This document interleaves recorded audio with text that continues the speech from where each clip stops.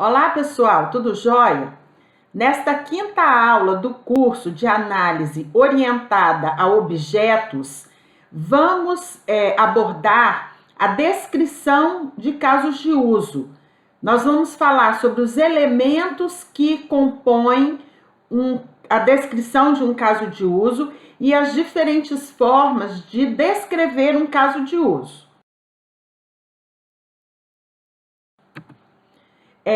Uma dúvida que a gente sempre tem é quando começar a descrever um caso de uso. Então, a ideia é a seguinte: se você já tem um conjunto razoável de casos de uso modelados, se você já tem uma visão do escopo do sistema, o início, o meio e o fim dele, e já modelou o diagrama de casos de uso, talvez não em sua versão final, mas já tem um conjunto razoável de casos de uso modelados e discutidos junto aos usuários especialistas de domínio, você já pode começar a fazer a descrição dos casos de uso. Então, não basta modelar o diagrama de caso de uso. Os casos de uso, que representam as funções de um sistema, devem ser especificados, ou seja, o comportamento de cada caso de uso deve ser descrito, né? E o que a gente deve descrever em um caso de uso? Então, o comportamento de cada caso de uso, ele tem que ser especificado através da descrição do que a gente chama de fluxo de eventos, que eu vou explicar para vocês daqui a pouco. E nesse fluxo de eventos, o que ele deve conter? Então, quando a gente vai descrever um caso de uso, nós temos que documentar como e quando o caso de uso começa e termina, quando o caso de uso interage com os atores, quais são os atores que interagem com aquele caso de uso, quais são os objetos, ou seja, as informações que são trocadas entre os casos de uso e os atores e vice-versa. Então, se você vai descrever um caso de uso de incluir um pedido de compra, por exemplo, você tem que descrever quais são as informações que têm que ser fornecidas pelo ator, porque isso vai servir de base depois para você modelar o diagrama de classes. Posteriormente, você pode usar isso na hora de prototipar as telas do sistema e também para testar o sistema na fase final. Então, é importante. E, além disso, você tem que descrever também, no caso de uso, o que a gente chama de fluxo básico ou normal e os fluxos alternativos do comportamento, que a gente vai falar com mais calma daqui a pouco. Então, uma coisa importante é que nós estamos falando de casos de uso de análise.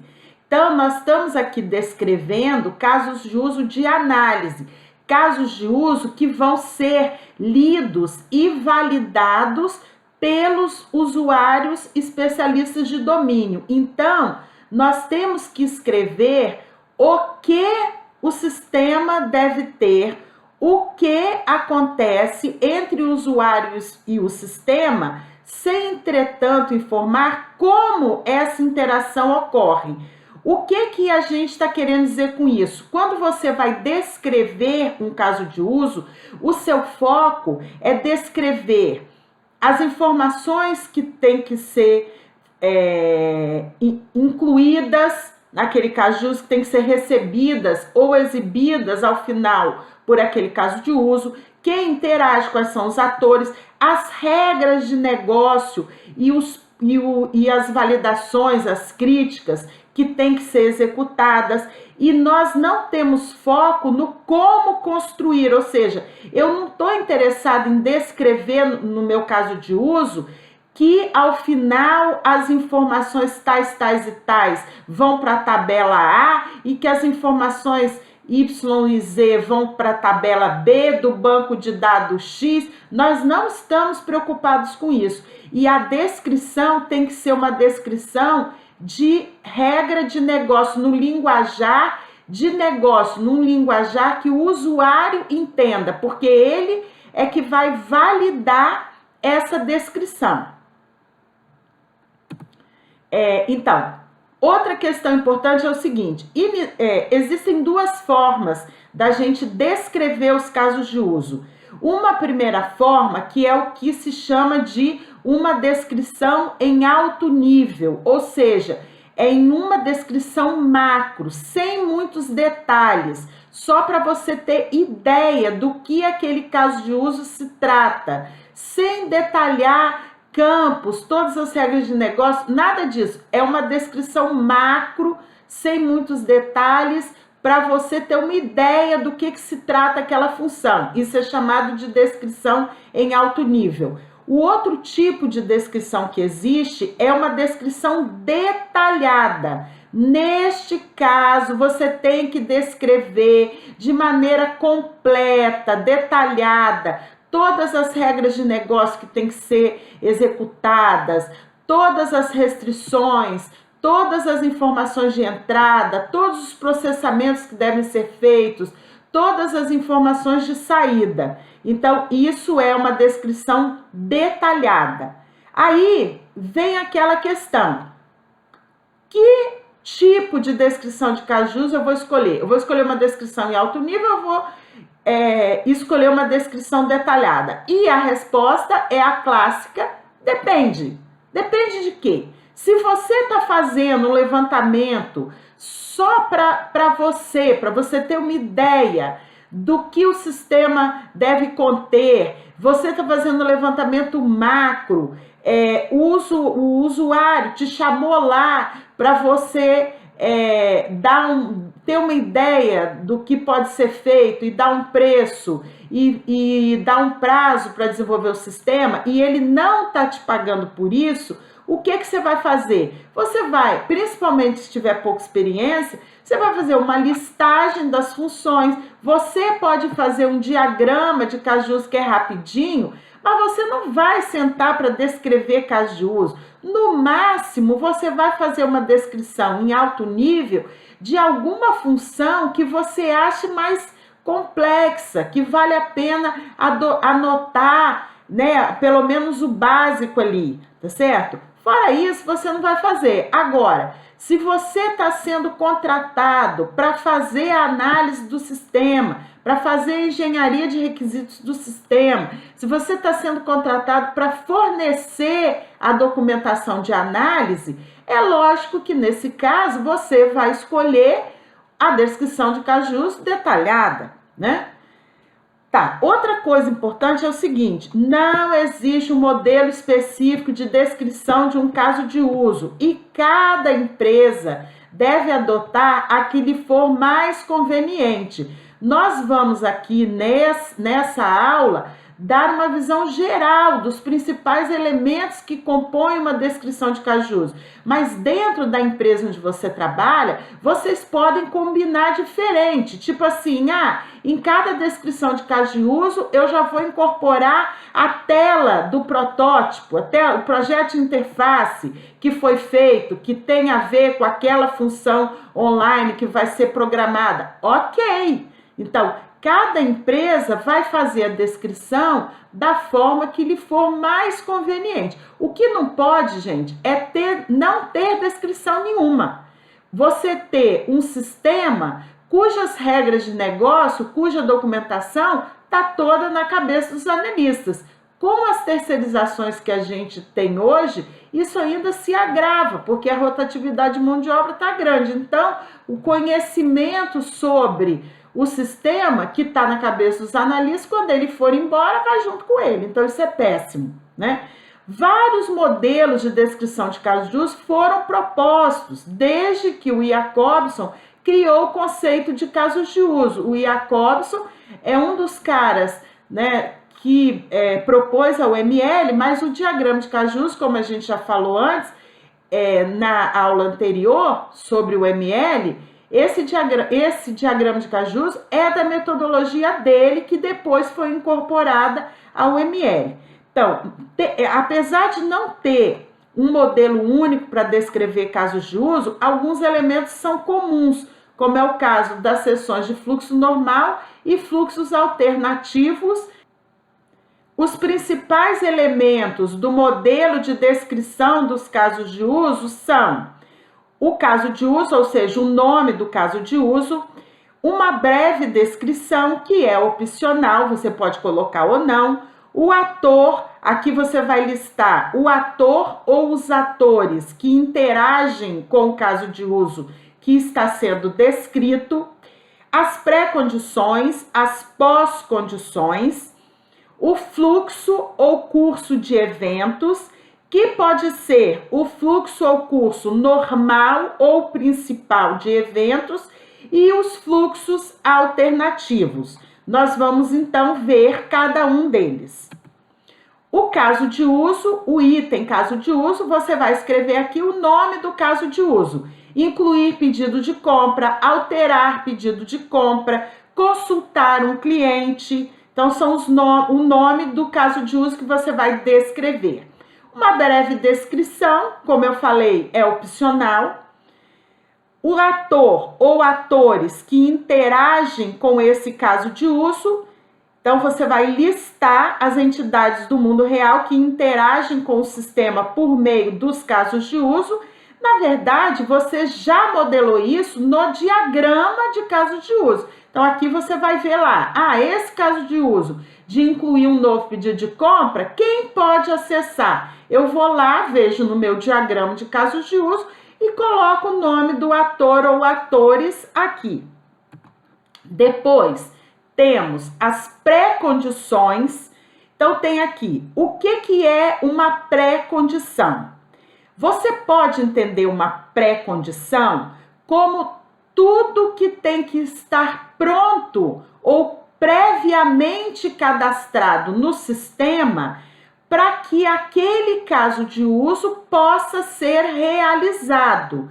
Então, por exemplo, você vai descrever um caso de uso de incluir pedido de compra, onde você tem que informar o cliente daquele pedido, os produtos que vão ser vendidos, as suas quantidades, a forma de pagamento daquele pedido. Então, nesse exemplo que eu estou dando, você poderia colocar como pré-condições que o cliente, os produtos e as formas de pagamento devem estar previamente cadastradas no sistema. Ou seja, que cadastros, que pré-condições, que coisas que tem que acontecer antes no sistema para que o caso de uso que você está descrevendo possa acontecer, possa ser realizado. Então, eu coloquei aqui uma breve descrição do que é uma pré-condição.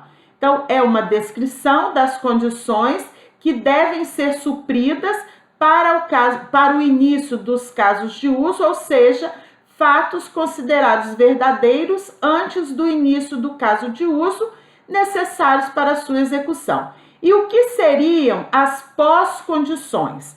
Você pode entender uma pós-condição como algum processo, alguma função que tem que ser executada logo após o caso de uso que você está descrevendo terminar. Então, por exemplo, no caso de uso de inclusão de pedido de compra, né, o meu caso de uso vai terminar quando o pedido de compra for incluído no sistema. Dessa forma, eu terminei a descrição do meu caso de uso. A partir do momento que o pedido de compra está incluído no sistema, meu caso de uso encerrou. Porém, vamos supor que depois que o caso de uso esteja incluído no sistema, eu quero startar um processo que vai mandar uma mensagem para a galera do almoxarifado para eles já irem separando os produtos. Então, eu poderia escrever aqui isso como uma pós-condição. Então, eu colocaria aqui, enviar mensagem para almoxarifado com informações do pedido de compra. Ou ainda eu poderia colocar aqui como pós-condição, executar o caso de uso, enviar mensagem para o almoxarifado, tá certo? Então, é algum processo, é alguma função, é alguma coisa que vai acontecer depois que o caso de uso que você está descrevendo tiver terminado. Como eu coloquei aqui, descreve os resultados do caso de uso, o que será verdadeiro após a execução do caso de uso, ou seja, é uma descrição das condições que devem acontecer após o fim dos casos de uso. Vamos em frente. O fluxo ou curso de eventos, ele se subdivide em fluxo ou curso normal ou principal de eventos e os fluxos alternativos. O que você descreve no fluxo normal de eventos? Você faz uma descrição do cenário principal de sucesso. É o que os autores chamam de curso básico dos eventos. Isto é, o curso de eventos mais importante que normalmente ocorre. É um caminho normal onde tudo dá certo. O que você vai descrever aqui no fluxo normal ou principal de eventos? Você vai descrever o passo a passo, na ordem sequencial dos acontecimentos, na ordem temporal, de como que aquele caso de uso tem que ser executado. Então, é isso que tem que ser descrito aqui, levando em conta que tudo vai dar certo. Então, eu incluí, por exemplo, no meu pedido, né? O cliente informa o seu CPF, né, para que possa efetuar a compra. O CPF dele pode estar cadastrado ou pode não estar cadastrado. Ele pode ter digitado certo ou ele pode ter digitado errado. Então, o que fazer nesses casos, você não descreve no fluxo normal. Você descreve nos fluxos alternativos. Aqui você vai descrever o passo a passo, supondo que tudo vai dar certo. Então, o cliente informa ao vendedor o seu CPF. O vendedor, supondo que o ator seja o vendedor informa o CPF do cliente. Você vai supor que tudo vai dar certo. Então, item 2, o vendedor informa os produtos que estão sendo comprados com suas respectivas quantidades. Você vai em frente, né? Mas o CPF pode estar inválido. Onde é que eu escrevo o que fazer se o CPF estiver inválido? Eu escrevo nos fluxos alternativos. Então, com um exemplo, logo na frente, vocês vão entender melhor. Então, tem aqui, fluxos alternativos. São as variantes do curso básico de eventos e erros que podem vir a ocorrer. É a descrição dos cenários alternativos ou de exceção. Ou seja, o que você tem que fazer se aquele CPF estiver inválido, você vai descrever aqui no fluxo alternativo, tá? Então, normalmente, um caso de uso possui apenas um único curso ou fluxo normal e diversos cursos alternativos. Agora, o fluxo de eventos, o fluxo normal de eventos, pessoal, de um caso de uso, você pode especificar de diversas maneiras. Por exemplo, você pode fazer um fluxograma para descrever o fluxo normal de eventos, se isso for mais adequado.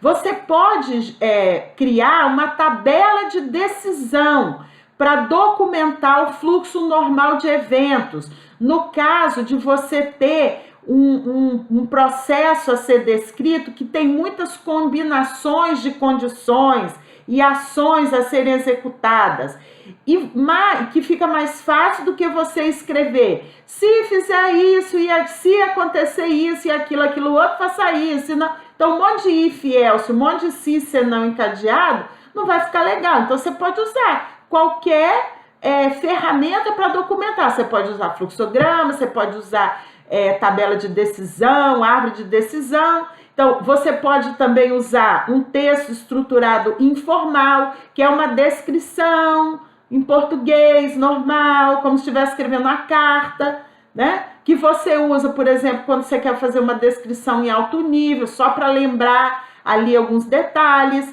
Você tem o pseudocódigo, que é praticamente, né, uma codificação do programa, ou do componente, ou do método a ser programado. E você tem também o texto estruturado formal com pré e pós-condições, que é o que nós vamos ver aqui, o que nós vamos abordar aqui.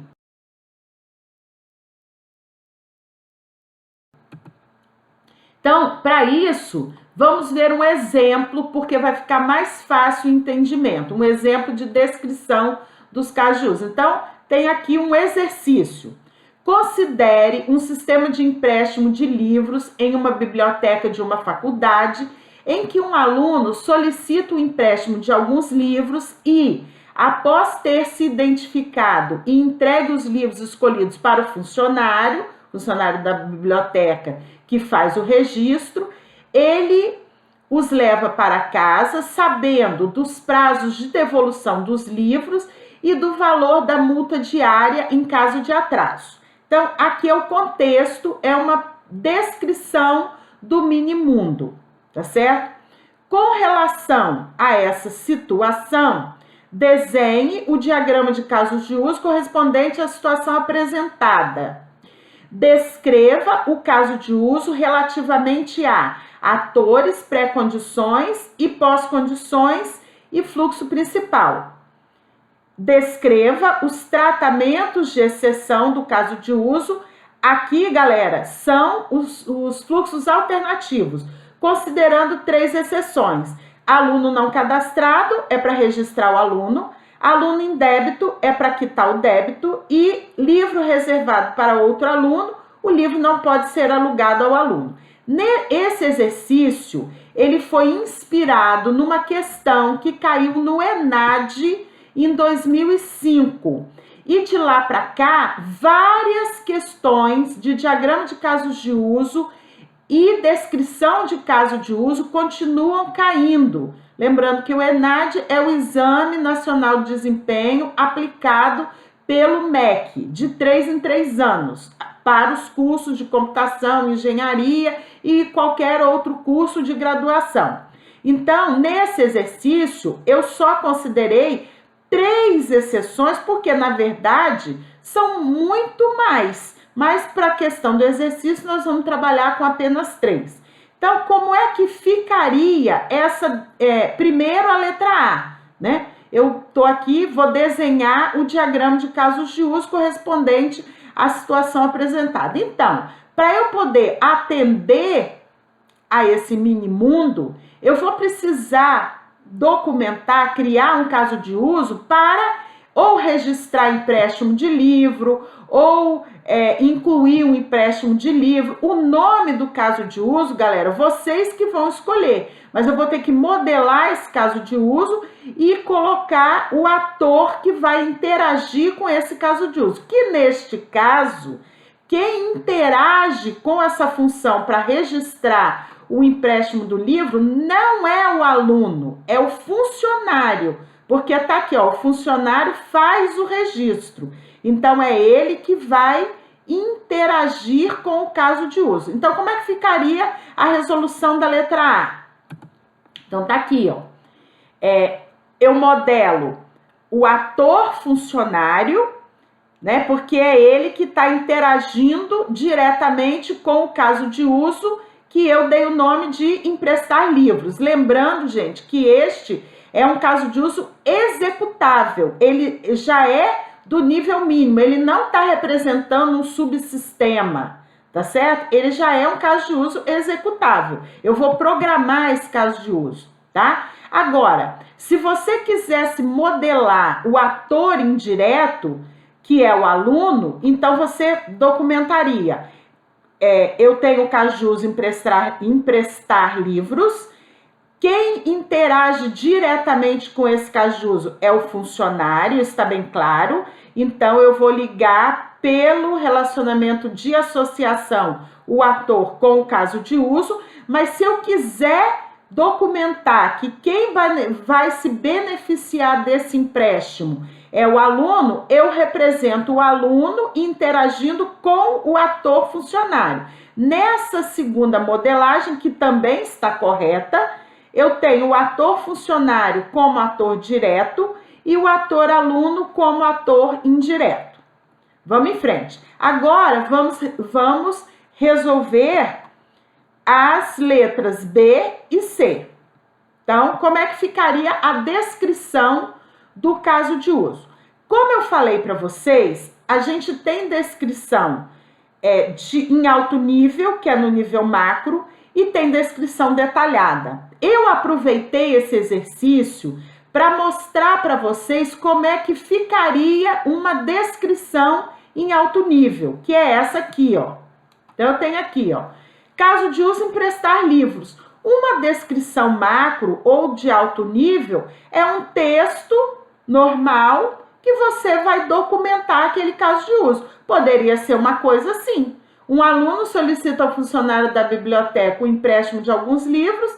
Após se identificar e entregar os livros para o funcionário, se não houver problemas no seu cadastro e os livros não estiverem reservados para outro aluno, ele pode levá-los para casa ciente do prazo de devolução e do valor da multa diária em caso de atraso. Como que você levantou essas informações? Entrevistando o pessoal da biblioteca. Você vai entrevistar tanto a chefe da biblioteca quanto a galera que a gente chama de chão de fábrica, ou seja, quem dentro da biblioteca realmente trabalha registrando o empréstimo dos livros, ok? Esse é um exemplo de descrição em alto nível. Agora vamos ver um exemplo de descrição detalhada. Então tá aqui, ó. É a descrição completa. Usando o padrão que eu comentei agora há pouco, então eu tenho aqui, nome do caso de uso, emprestar livros. Atores, se você desenhou a opção A, o funcionário interagindo direto com o caso de uso emprestar livros, o seu ator é o funcionário. Se você desenhou a opção B, emprestar livros, sendo acessado diretamente pelo funcionário, mas desenhou o ator indireto, que é o aluno, então nesse caso, você teria o ator, aluno e funcionário. Pré-condições. Para que os livros sejam emprestados e que o aluno possa fazer a descrição, eu coloquei aqui como pré-condições que o aluno e os livros a serem emprestados devem estar registrados no sistema. Porque se o livro não tiver emprestado e o aluno não tiver cadastrado, ele não vai conseguir fazer o empréstimo. Pós-condições. Eu coloquei aqui que o aluno é informado dos prazos de devolução de cada livro e do valor da multa diária em caso de atraso. Pessoal, uma coisa importante, pode ter caso de uso que não tem nem pré-condição nem pós-condição. Pode ter caso de uso que tem só pré-condição e não tem pós-condição. E pode ter caso de uso que é o contrário, tem uma pós-condição e não tem pré-condição. Então, não é obrigado a sempre ter pré-condição e sempre ter pós-condição. Isso é caso a caso, ok? Não se esqueçam disso. Outra coisa, a pré-condição, né? Em geral, o analista de sistemas, um analista modelando e um outro modelando separado, descrevendo separado, provavelmente eles na pré-condição iam chegar numa escrita bem similar, né? Agora, as pós-condições, muitas vezes tem uma diferença e eu vou voltar aqui e explicar melhor para vocês. Lembrando o seguinte, gente, que a pós-condição eu prefiro escrever no final, ou seja, eu ponho o nome do caso de uso, eu documento os atores, eu documento as pré-condições, deixo as pós-condições em branco, descrevo o caso de uso e no final eu volto aqui e analiso se eu tenho pós-condição ou não. Lembrando que a pós-condição é algum processo ou alguma coisa ou alguma função que vai ter que acontecer depois que o caso de uso que você está descrevendo é finalizado. Então, vamos ver aqui como é que fica o fluxo normal dos eventos. Então, olha aqui. O fluxo principal ou normal, você deve itemizar. Então, você deve numerar. 1, 2, 3, 4, 5, 6 e por aí vai, né? Então, é a forma que a gente mais utiliza, tá? Por quê? Porque eu vou precisar desses números depois para descrever os fluxos alternativos. Então, vamos lá. Coloquei aqui, ó. 1. O aluno chega ao balcão com os livros que deseja pegar emprestado. 2. O aluno informa sua matrícula e entrega os livros ao funcionário. 3. O funcionário seleciona o aluno no sistema e inicia o empréstimo. Primeira observação. Tem analista de sistemas, eu, por exemplo, que esse item 1 aqui, eu não ia documentar, que o aluno chega ao balcão com os livros que deseja pegar emprestado. Por quê? Porque isso aqui é um processo manual, ou seja, se o cara vai chegar no balcão, numa mesa, isso aí é processo manual anterior ao processamento da função de emprestar livros. Então, eu, por exemplo, dificilmente ia documentar um item 1 assim, tá? Mas para quem documentou, tá certo? Tá. E para quem não escreveu esse item 1 desse jeito, tá certo? Também, né? Então, agora, o item 2, sim. O aluno informa sua matrícula e entrega os livros ao funcionário, né? Ou você poderia botar 2, o aluno informa sua matrícula. 3, o aluno entrega os livros ao funcionário, ou ainda, o aluno informa os livros que quer emprestar. Também estaria certo. Então, gente, o importante é documentar o passo a passo. Você não pode deixar de descrever nenhum passo, mas, por exemplo, esse item 2, como eu falei, eu escrevi num item só, outros analistas de sistemas poderiam ter escrito esse item 2 em 2 passos. Um passo 1, onde o aluno informa a matrícula ao funcionário, e esse é o passo 2, e o passo 3, o aluno informa os livros que quer emprestar. Também estaria certo. Mas vamos em frente. Então, aqui, 2, o aluno informa sua matrícula e entrega os livros ao funcionário. 3, o funcionário seleciona o aluno no sistema e inicia o empréstimo. 4, o funcionário registra o empréstimo de cada um dos livros. 5, o sistema gera o número do empréstimo. Onde é que eu levantei isso? Entrevistando o usuário. Eu estou fazendo a descrição detalhada, então eu não posso deixar nenhuma informação de fora, ok? Então eu botei aqui, o sistema, isso aqui tudo bem, que o número, ele vai dizer, eu preciso do número do empréstimo. Então, quem vai gerar é o sistema. O sistema gera o número do empréstimo, registra a data de empréstimo dos livros, capturando a data do dia, calcula a data de devolução de cada um dos livros, executando o caso de uso, calcular data de devolução, e o empréstimo é registrado no sistema. De novo, gente, eu escrevi isso aqui num item só. Vocês podiam ter dividido em vários. Por exemplo, item 5, o sistema gera o número do empréstimo e obtém a data de empréstimos do livro, capturando a data do dia. 6, o sistema calcula a data de devolução de cada um dos livros. Você podia, inclusive, ter parado aí e não colocar executando o caso de uso calculado da devolução. Por que eu coloquei isso? Porque se eu não colocasse que o cálculo da data de devolução vai ser feita por um caso de uso separado, que é o calcular a data de devolução, eu teria que descrever aqui nesse fluxo principal como que essa data de devolução de cada livro é calculada. Porque eu tenho que documentar aqui as regras de negócio. Então, como que a data de devolução de cada livro é calculada? Depende se é um aluno de graduação, se é um aluno de pós-graduação, se é um aluno de lato sensu, se é um aluno de mestrado, se é um aluno de doutorado. Dependendo do livro, se tem mais quantidade ou menos cópias, a data, a quantidade de dias que pode pegar emprestado muda. Ou seja, as regras de negócio que são adotadas para calcular a data de devolução de cada um dos livros, eu teria que descrever aqui nesse caso de uso de emprestar livros.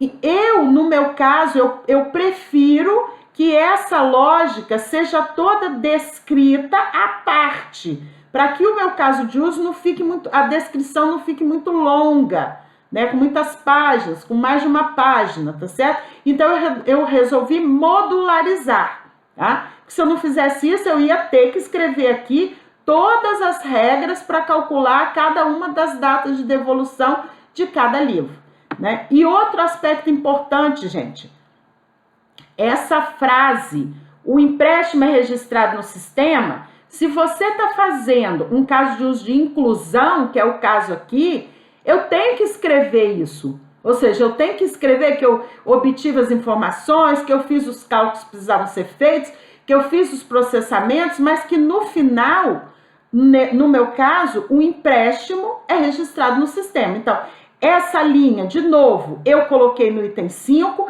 mas vocês poderiam ter criado um item 6 com essa linha escrita à parte, tá certo? E por último, o 6, o funcionário devolve os livros ao aluno e lhe informa dos prazos de devolução de cada livro e do valor da multa diária em caso de atraso. Aí, olha só, eu, Denise Franzotti Tonieri, por exemplo, eu não ia escrever isso aqui no fluxo normal. Eu ia escrever isso aqui somente na pós-condição. Então, para mim, o caso de uso termina no item 5, ó. E o empréstimo é registrado no sistema. O sistema obteve as informações, processou e salvou. Para mim, meu caso de uso está encerrado. Eu pararia a descrição no item 5. E esse item 6, para mim, é só colocar na pós-condição. Por quê? Porque são coisas que vão acontecer depois que o meu caso de uso de emprestar os livros já terminou. Né? Por quê? Porque eu já incluí o empréstimo dos livros no sistema. Então, o caso de uso já foi encerrado, eu já exibi uma mensagem para ele dizendo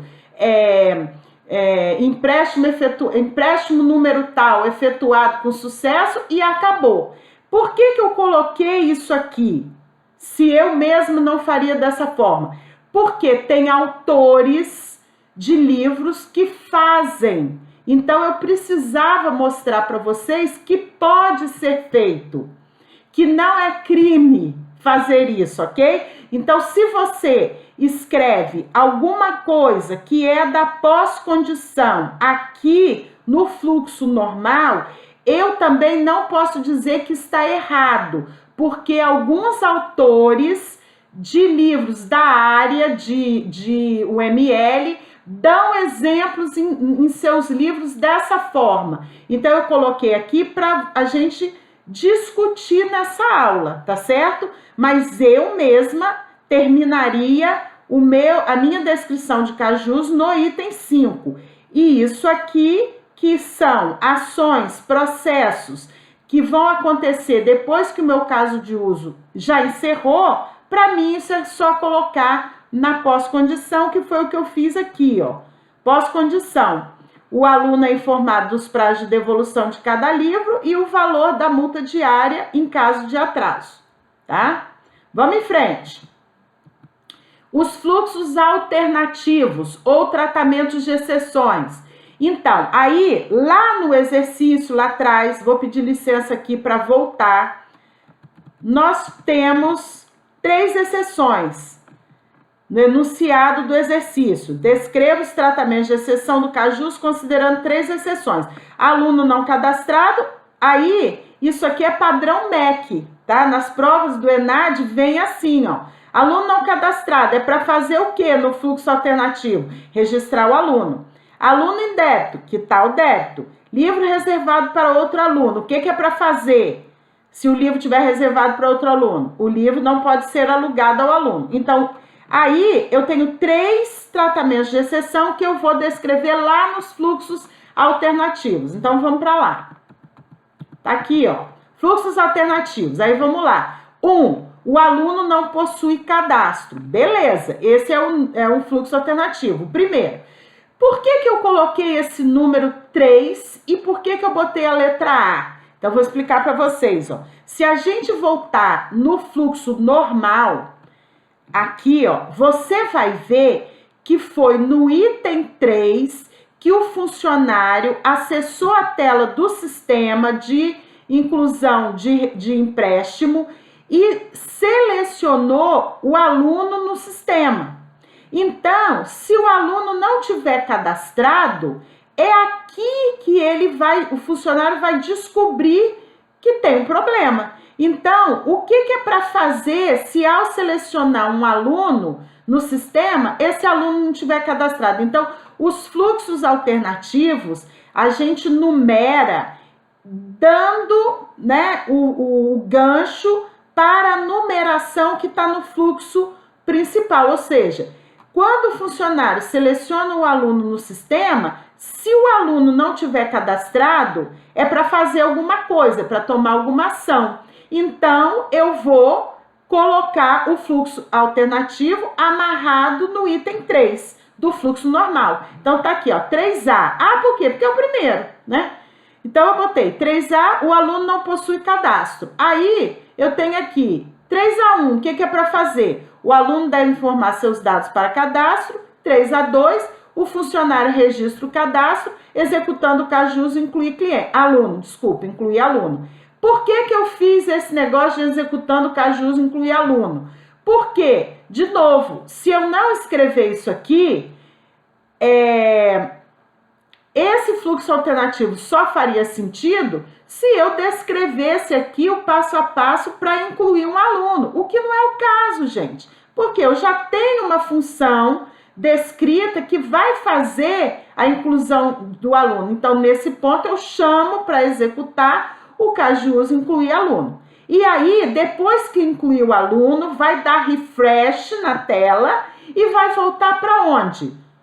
Para o drop-down lá do item 3, do passo 3, então retorna ao fluxo principal no passo 3. Depois que eu incluir o aluno, o sistema vai voltar para essa tela, vai dar um refresh nessa tela e o aluno vai estar aqui já para eu selecionar, tá? Agora, nesse item 3, podia dar um outro problema, que é o quê? O aluno tá lá, ele tá cadastrado, só que na hora que eu seleciono aquele aluno João da Silva, o sistema me avisa que o aluno está em débito. Então, se o fluxo de exceção, o aluno não possui cadastro, é o item 3A, o próximo fluxo alternativo vai ser o 3B, se tiver mais um é 3C e por aí vai, tá? Por exemplo, com certeza eu tenho um 3C. Aluno possui empréstimo vencido, ou seja, ele está querendo pegar um novo empréstimo, mas ele tem empréstimo de livro que já venceu, ele não devolveu. Então, com certeza aqui, no item 3, tem mais itens, mais problemas, mais erros que podem acontecer. Então, eu vou escrever aqui 3A, 3B, 3C, mas no nosso exemplo a gente só pegou 2. Então, se o aluno tiver em débito, 3B. Então, 3B1, o aluno paga seu débito. 3B2, o funcionário registra a quitação do débito, executando o caso de uso, registrar a quitação de débito e eliminando a pendência. E aí, se ele quitou, então retorna no 3B3, retorna ao fluxo principal no passo 3. Por quê? Porque aquele problema já está resolvido, né? E o último fluxo... Então, vocês viram, gente, que um fluxo principal pode ter mais de um, ele vai ter vários fluxos alternativos. E aí, galera, na hora que você for programar isso, pelo amor de Deus, você tem que ler não só o fluxo normal, mas também os fluxos alternativos, né? Você tem que tratar esses problemas, tá ok? E aí vocês viram também, ó, que um fluxo normal único vai ter mais de um fluxo alternativo, e vocês viram também que um item do fluxo normal pode, só nesse item, ter mais de um problema, que vai precisar ser tratado. Aqui tem dois, mas na verdade tem vários. E por último, eu tenho aqui um item 4A, é um outro fluxo alternativo, que é o cara entregou os livros, né? O aluno entregou os livros para o funcionário, e o funcionário está registrando os livros que vão ser emprestados. Mas o sistema dá uma mensagem dizendo que aquele livro já está reservado para outro aluno, e naturalmente tem alguma confusão, porque um livro reservado para outro aluno, de repente, está separado em algum lugar, né? Enfim, mas é uma mensagem é um problema que o sistema tem que tratar. Então, por que tá item 4? Porque lá no fluxo principal, foi no item 4 que o funcionário registrou cada um dos livros que estava sendo emprestado. Então, se der algum problema, é aqui no item 4 que vai dar esse problema. Então, por isso que eu botei lá um fluxo alternativo 4A, né? Então, tá aqui. 4A, livro reservado para outro aluno. O que é para fazer? 4A1, funcionário informa que o livro não está disponível para empréstimo. 4A2, retorna ao fluxo principal no passo 4, sem registrar o empréstimo do livro reservado. Espero que vocês tenham entendido, tá bom? Vamos ver aqui mais um exemplo, que é um exemplo de descrição dos casos de uso em alto nível, ou seja, uma descrição macro, só para vocês terem mais uma ideia. Então, eu tenho aqui, ó, um caso de uso chamado cadastrar projeto. Lembrando que cadastrar projeto não é um caso de uso executável, ele é um subsistema. Por quê? Porque, na verdade, eu não programo cadastrar projeto. Cadastrar projeto agrupa 4 casos de uso executáveis: incluir um novo projeto, alterar projeto, excluir projeto e consultar projeto.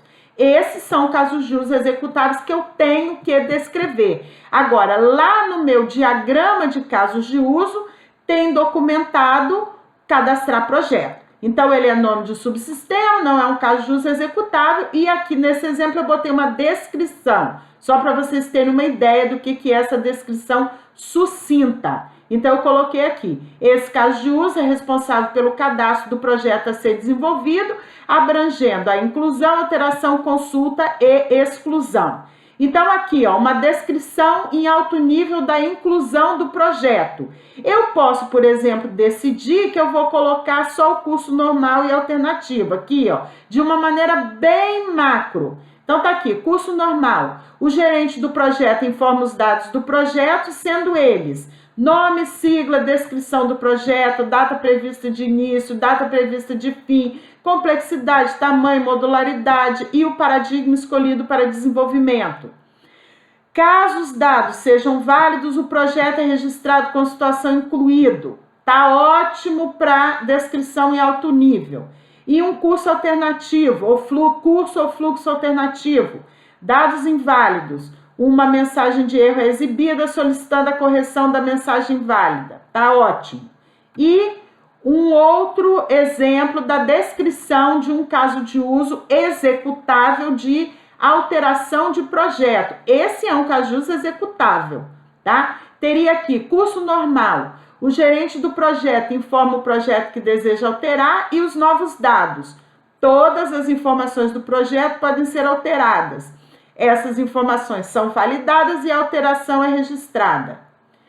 Curso alternativo, dados de alteração inválidos, uma mensagem de erro é exibida solicitando a correção da informação inválida, tá certo? Então, mais um exemplo de uma descrição em alto nível, uma descrição macro.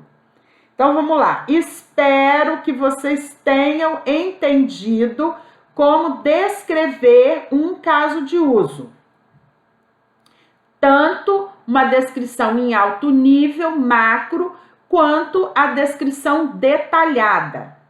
Vamos em frente. Então, é isso aí. Então, aqui as referências, da onde eu tirei esse material. Então, muito obrigada, né? Por favor, se inscrevam no canal, deem um like se vocês gostaram, cliquem aí no sininho para quando eu postar novos vídeos vocês já serem avisados. E estão aqui os meus contatos nas redes sociais. Até a próxima aula.